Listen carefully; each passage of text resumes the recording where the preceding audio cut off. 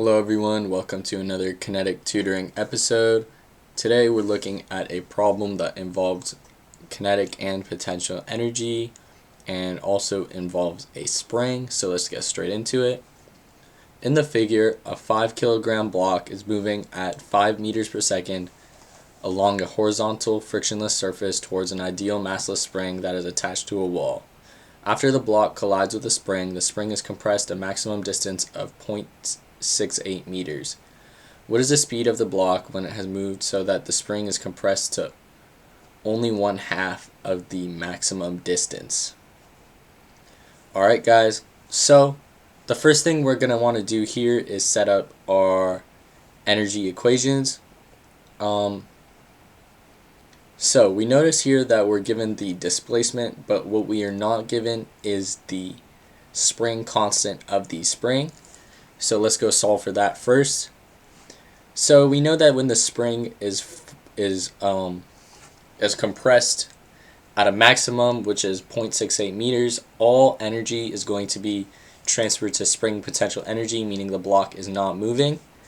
And at that point, it'll just be spring potential energy, which the equation for that is 1/2 kx squared. And in the beginning, when it's just translating across the x-axis, it only has kinetic energy, translational kinetic energy, and we know the equation for that is simply 1/2 mv squared. Since we're given 3 of the 4 variables, we know x, we know v, and we know m, we can solve for k here. Since both sides have the 1/2, we can write this as mv squared is kx squared. Our m is 5, our v is also 5, so we'll get 5 times 5 times 5, 125 is kx squared. So then our k becomes 125 over x squared. And our x is 0.68. So I'm going to take out my calculator to do this calculation really quickly. 0.68 squared will give you roughly 0.46. So 125 divided by 0.46 gives you a value of somewhere around 272. So I'm going to erase all of this here. We know that k is 272.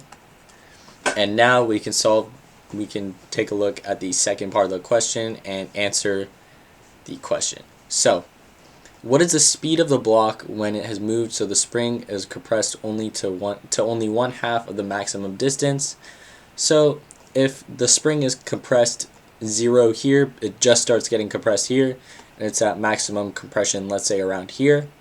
At this point, the block is still going to be moving. It's still going to have some speed because it's still pushing it further, but some of the kinetic energy has been lost and transferred into spring potential energy. So at the beginning over here, we just start with the 1/2 mv squared again, where we know our m is obviously 5 because our mass does not change, and our v is 5. And then on the other side, we have 1/2 mv squared again, but obviously the v is going to change, so I'm going to have v1 and v2. And here we have a combination of kinetic and spring potential energy.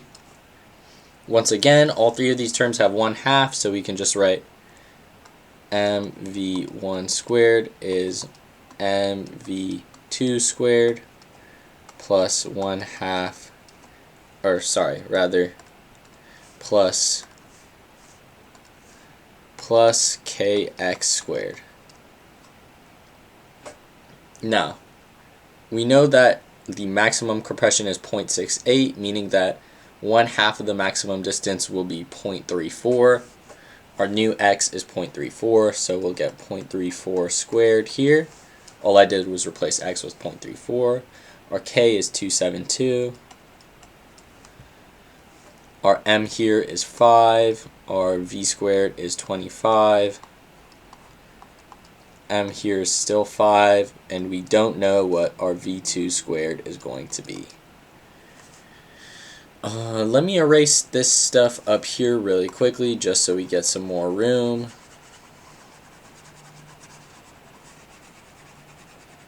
Now from here, you know that 520 times 25 is 125. So what this basically means is that we have 125 joules of energy. We know on the other side we're going to have 125 joules again. It's just going to be in a different form. So let's do the calculation for the spring potential energy.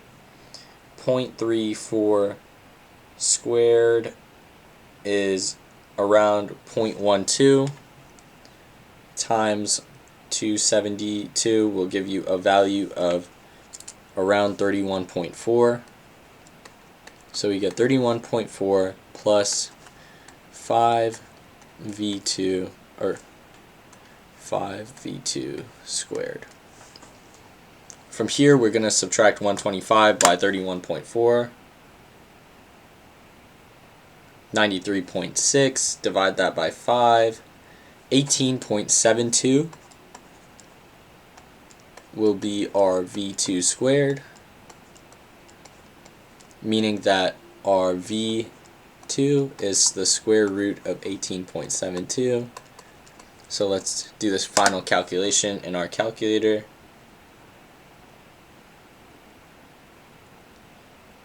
We get a value of around 4.3, and we know that, of course, when we are talking about velocity, the units is going to be meters per second. Alright guys, that's how you solve this problem. I hope you learned how to do this and you're able to do it on your own now. If you have any questions on this problem or anything related to this concept, make sure to leave it in the comments below, and I will try my best to respond to your questions. And that's all I have for you guys today. Thanks for watching, and make sure to tune in later for more physics tutorials.